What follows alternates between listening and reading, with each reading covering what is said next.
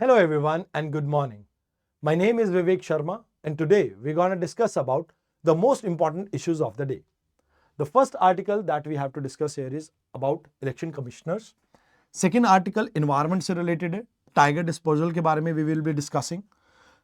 Third article plasticizer के बारे में हम डिस्कस करेंगे. आईआईटी रुड़की की एक स्टडी पब्लिश हुई है.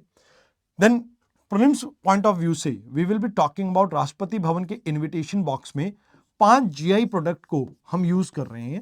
तो इन 5 प्रोडक्ट्स के बारे में हम डिस्कस करेंगे. लास्ट में हम बात करेंगे सूडान की. इसकी लोकेशन इंपॉर्टेंट है तो we will be discussing about that. आइए एक एक करके इन आर्टिकल्स को देखते हैं. सबसे पहले अगर बात की जाए तो हमें इलेक्शन कमिश्नर के बारे में समझना होगा. देखिए सबसे पहले जो इलेक्शन कमीशन है ये एक आपकी कॉन्स्टिट्यूशनल बॉडी है एंड इसको एस्टैब्लिश किया गया था आर्टिकल 324 के अंडर.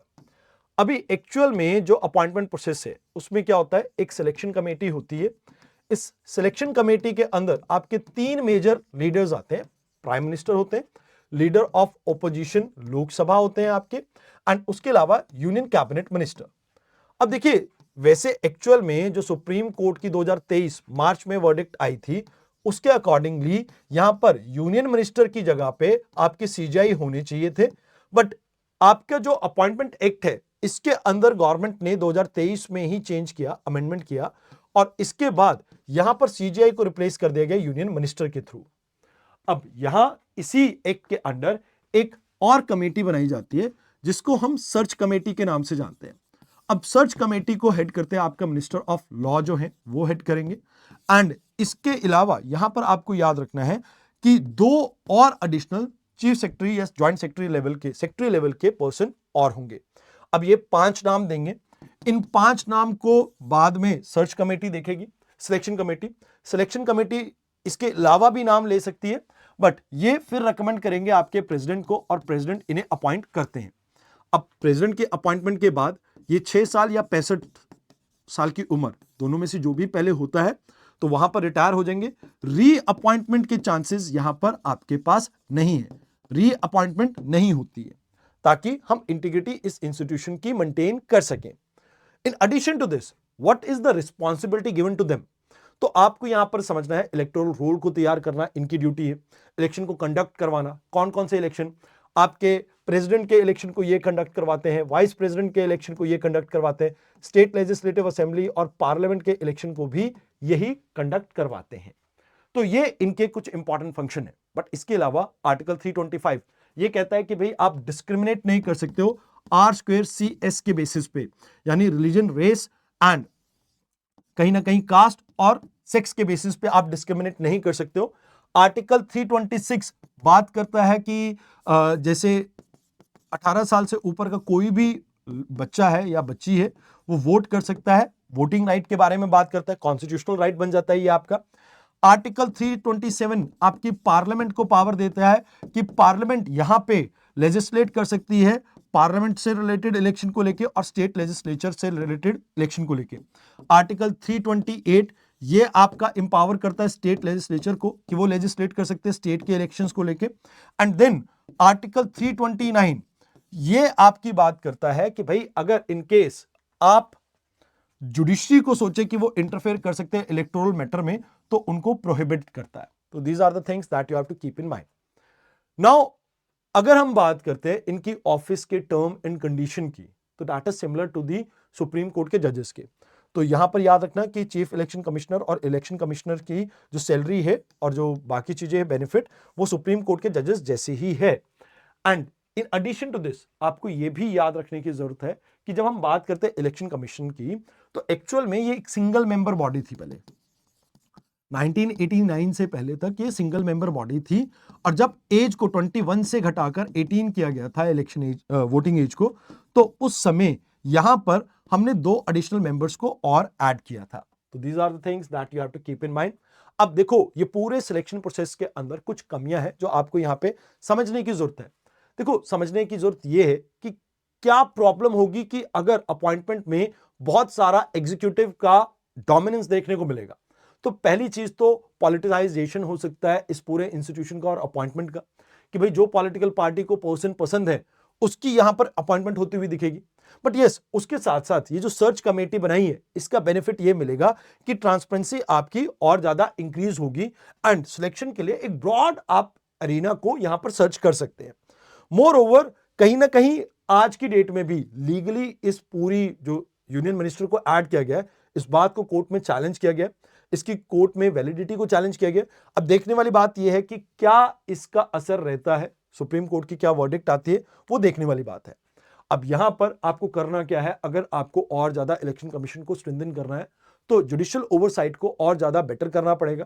जैसे ये जो अपॉइंटमेंट से रिलेटेड मैटर है, तो जुडिशरी को इसे कहीं ना कहीं बहुत जल्द इसको एड्रेस करने की जरूरत है ताकि एक क्लैरिटी है। In addition to this you have to understand कि भाई आप इंडिपेंडेंट एक्सपर्ट को यहां पर इंक्लूड कर सकते हो। जरूरी नहीं है कि गवर्नमेंट से ही कोई पर्सन आए, परमानेंट एग्जीक्यूटिव को लाने की जरूरत नहीं है। आप आउटसाइड डोमेन से भी थर्ड पर्सन को ला सकते हो जो अनबायस्ड हो। इन एडिशन टू दिस आपको क्राइटेरिया को क्लैरिफाई करना पड़ेगा कि किस बेसिस पे एक पर्सन को यहां पर इलेक्शन कमिश्नर के तौर पे सिलेक्ट किया जाता है। एंड यहां पर चीफ जस्टिस ऑफ इंडिया के रोल को वापस से रीइंस्टेट करने की भी हमें जरूरत है। तो with that I conclude my first topic. I hope आपको समझ आया हो। आइए अब बात करते हैं टाइगर्स की। टाइगर्स को स्पेस क्रंच है, कुछ थ्रेट्स है और कुछ एक नेचुरल टेंडेंसी भी है जिसकी वजह से टाइगर आजकल लंबी सैर पे जा रहे हैं। अब देखो, ये पहला मौका नहीं है जब हमने जीनत के बारे में सुना। झारखंड में आपको पता होगा जीनत एक टाइगर्स थी जो एक लंबी वॉक पे गई थी। इससे पहले भी आपको कई केसेस देखने को मिले, 2023 में रणथंबोर में, 18 में मध्य प्रदेश में एंड इवन महाराष्ट्र में भी। अब इसके पीछे कहीं ना कहीं जो टाइगर है उसका बिहेवियर रिस्पॉन्सिबल है। आप समझे कि अभी ये जो टाइगर आपको इधर उधर घूमते हुए दिख रहे हैं, इट इज जस्ट बिकॉज कि टाइगर रिजर्व्स ओवरक्राउडेड हो गए। तो यहां पर एक कॉन्सेप्ट आता है कैरिंग कैपेसिटी। क्या कॉन्सेप्ट आता है? Carrying capacity. अब कैरिंग कैपेसिटी क्या होती है? देखिए, आप मान लीजिए ये एक एरिया है, इस एरिया में जो रिसोर्सेज है वो कितनी एक पर्टिकुलर स्पीशीज की पॉपुलेशन को कहीं ना कहीं हैंडल कर सकती है, ये आपकी कैरिंग कैपेसिटी बताती है।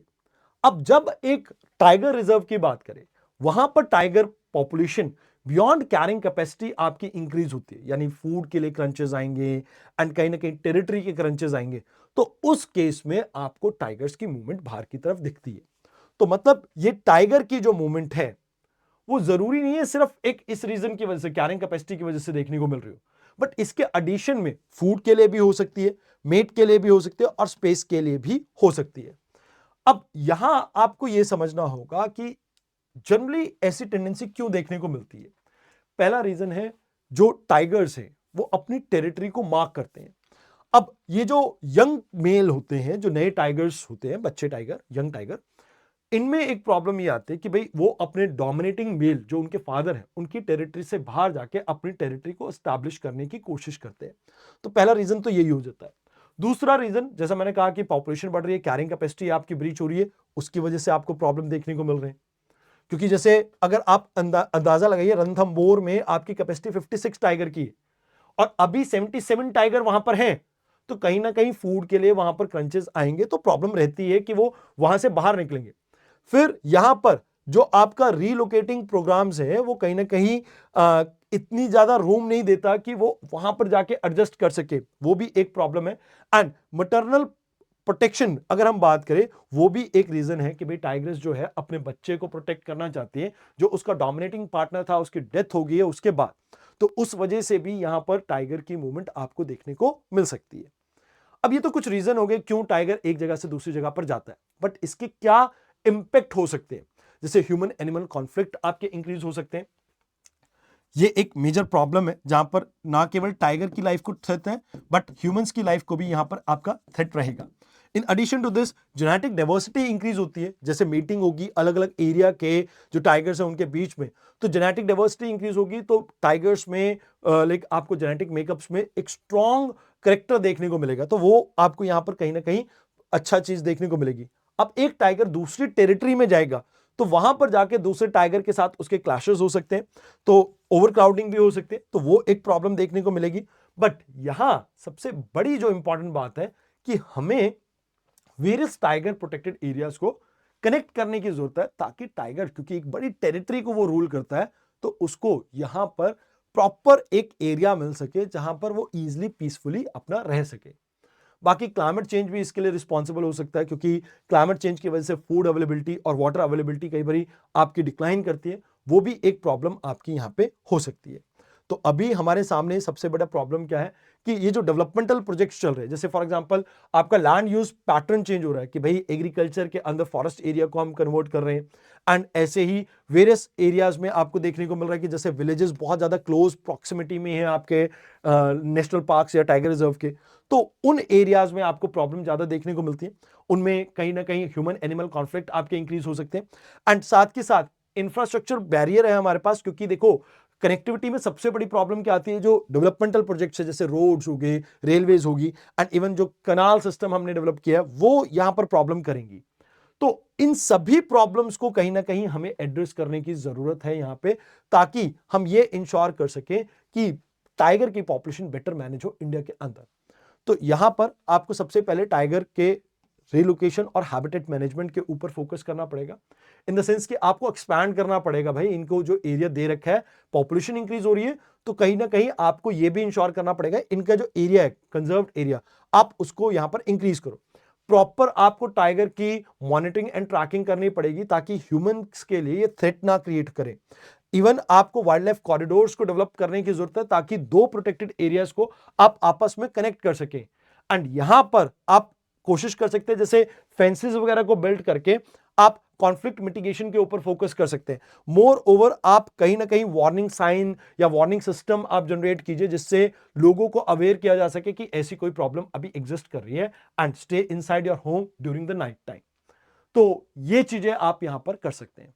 आइए अब बात करते हैं अगले आर्टिकल की, जहां पे we will be discussing about IIT Roorkee ने एक बैक्टीरिया एंजाइम क्रिएट किया है जो डिग्रेड कर सकता है प्लास्टिसाइजर को। अब प्लास्टिसाइजर आपका बहुत जगह पर यूज होता है, जैसे वैसे तो आप प्लास्टिक की पॉलिशिंग के लिए, शाइन के लिए इसको यूज करते हैं, बट साथ के साथ जैसे आईवी बैग्स होते हैं उनमें भी इसका यूज होता है मेडिकल में।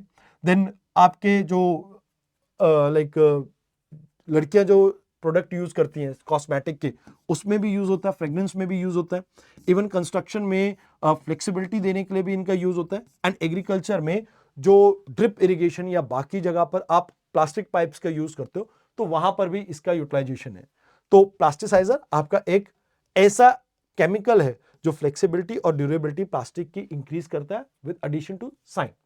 ये हाईली टॉक्सिक है, एंड जिसकी वजह से ये इन्वायरमेंट के ऊपर नेगेटिव कॉन्सिक्वेंसेस जनरेट कर सकता है, एंड इसको अगर कोई ह्यूमन या कोई भी लिविंग ऑर्गेनिज्म कहीं ना कहीं अपनी बॉडी में ले जाता है, इंजेस्ट कर जाता है, तो उसकी वजह से वहां पर बायो अक्यूमुलेशन एंड मैग्निफिकेशन की प्रॉब्लम आपको देखने को मिल सकती है, एंड फ्यूचर में हेल्थ रिस्क जैसे कैंसर जैसी प्रॉब्लम यहां पर देखने को मिल सकती है। ये इन्वायरमेंट में बहुत लंबे समय तक रह सकते हैं, बहुत इजीली डिग्रेड नहीं करते, एंड अभी जो आईआईटी रुड़की की स्टडी है इसमें हमने पाया कि भाई एक एस्टरेज एंजाइम है जिसके थ्रू हम इसको ब्रेक डाउन कर सकते हैं, बट हाँ ये बहुत ज्यादा इफेक्टिव नहीं है। हाँ, स्केलेबिलिटी की भी एक प्रॉब्लम यहां पर आपको देखने को मिलती है। तो ये दो चीजें हैं जो आपको यहां पे याद रखनी है। आई होप आपको ये आर्टिकल समझ में आया हो। इसके अलावा वे फॉरवर्ड वगैरह मेन टॉपिक्स में होते हैं, बड़े टॉपिक्स में होते हैं, यहां पर अगर आप वे फॉरवर्ड को अवॉइड भी करेंगे तो कोई दिक्कत नहीं है। आइए अब बात करते हैं अगले टॉपिक की, राष्ट्रपति भवन इनविटेशन बॉक्स की। अब इसमें 5 आपके सदर्न इंडिया के चीजों को इंक्लूड किया गया है, जैसे पोचमपल्ली इक्ता। अब ये आपकी सिल्क सिटी ऑफ इंडिया जो है वहां पोचमपल्ली से लिया गया है, एंड ये बेसिकली ज्योमेट्रिकल पैटर्न्स को डिपिक्ट करता है। क्या करता है? ज्योमेट्रिकल पैटर्न्स को डिपिक्ट करता है। तो नालागोंडा जो तेलंगाना वाला जो एरिया है वहां से ये ओरिजिन करता है, एंड ये काफी सारे वाइब्रेंट कलर्स को इसमें हम यूज करते हैं।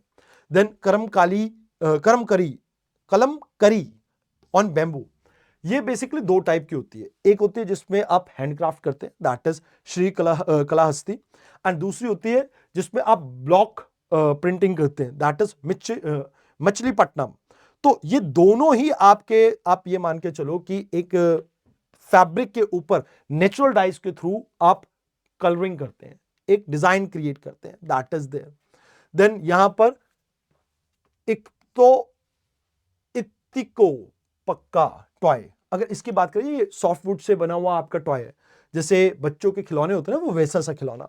इसमें अनकुडू वुड को यूज किया जाता है एंड यहां पर आप ये मान के चलो कि ये कहा जाता है कि ये बच्चों के लिए काफी सेफ है। जो प्लास्टिक टॉयज बच्चे मुंह में डालते हैं उससे फार बेटर है। तो यहां पर इसमें नेचुरल कलर्स का यूज किया जाता है, इसमें सीड्स की डाई, जो पेड़ की छाल है उसका यूज किया जाता है, रूट्स का इस्तेमाल किया जाता है। तो दैट्स वाई बच्चों के लिए काफी सेफ है। ये भी जीआई टैग है आपका। देन कांजीवरम साड़ी जो है उसका भी पाउच यूज किया जाएगा। क्वीन ऑफ सिल्क कहा जाता है कांजीवरम को। एंड अगर आप देखें तो इसके साउथ इंडियन टेम्पल आर्किटेक्चर से डिजाइन आपके इंस्पायर्ड होते हैं। देन मैसूर मैग्नेट की बात की जाए, ये बेसिकली गेंजीफा जो फ्रिजिड है उससे कहीं ना कहीं, जो गेम है उससे कहीं ना कहीं आपकी लाइक प्रेरित है। ये गेम मुगल्स लेके आए थे। तो किंग ऑफ मैसूर जो वडियार किंग थे उन्होंने इसको बहुत ज्यादा प्रमोट किया। वैसे यहां पर दशम अवतार के ऊपर ज्यादा फोकस किया जाता है। तो कुछ इस तरह के आपके ये टॉयज दिखते हैं। जैसा मैंने आपको कहा कि इसमें नेचुरल कलर्स यूज किए जाते हैं, सिर्फ ये लक्कड़ के बने हुए मूवमेंट्स वगैरह सब आपको देखने को मिलती है। कलमकारी कुछ आपको इस तरह की डिपिक्शन देखने को मिलती है। तो बहुत फाइन पेंटिंग जिसमें आप हाथ को भी यूज कर सकते हो, कुछ पैटर्न को ब्लॉक के फॉर्म में भी यहां पर आप यूज कर सकते हो। अब इसका क्या बेनिफिट हो सकता है? अच्छा, एक रह गया आपका स्क्रू पाइन बुक मार्क। अब जो स्क्रू पाइन बुक मार्क है बेसिकली ये आपके स्क्रू पाइन के थ्रू लीव्स के ऊपर आप बनाते हैं। काफी ड्यूरेबल है एंड इसका टेक्सचर काफी अच्छा रहता है। तो ये कहीं ना कहीं आपका एक हैंडीक्राफ्ट है जो कि केरला से ओरिजिनेट करता है। अब इनका बेनिफिट क्या है? सबसे बड़ा बेनिफिट तो ये है कि आप सस्टेनेबल डेवलपमेंट को प्रमोट कर रहे हो, क्योंकि सारे ही प्रोडक्ट कहीं ना कहीं नेचुरल है। तो काफी अच्छी चीज है। देन कल्चरल हेरिटेज को हम अपनी प्रिजर्व कर पाएंगे एंड मोर ओवर इसमें ट्रेड को भी बूस्ट करने की एक अपॉर्चुनिटी है। One district one product scheme हम लेके आए थे। अब इन प्रोडक्ट को प्रमोट करने के लिए ये काफी अच्छे रह सकते हैं। अब इससे इंक्लूसिविटी को भी हम शो करते हैं कि भाई देखो, सदर्न इंडिया को हम भूलते नहीं है। ये कहीं ना कहीं हमारे रिच बायोडाइवर्सिटी को संजोए बैठे हैं सदर्न इंडिया। तो इनको भी हम यहां पर कहीं ना कहीं लाइक आप ये मान सकते हो कि प्रमोट कर पाते हैं। दो जो नेशनलहुड की जो फीलिंग है उसको प्रमोट कर पाते हैं।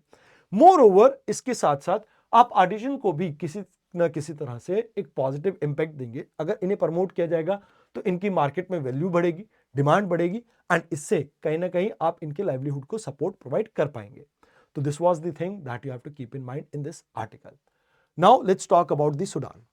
सूडान में माल न्यूट्रिशमेंट देखने को मिल रहा है, बच्चों में माल नरिशमेंट देखने को मिल रहा है, जिसकी वजह से सूडान न्यूज में था। तो सूडान की बात की जाए तो रेड सी में खुलता है ये।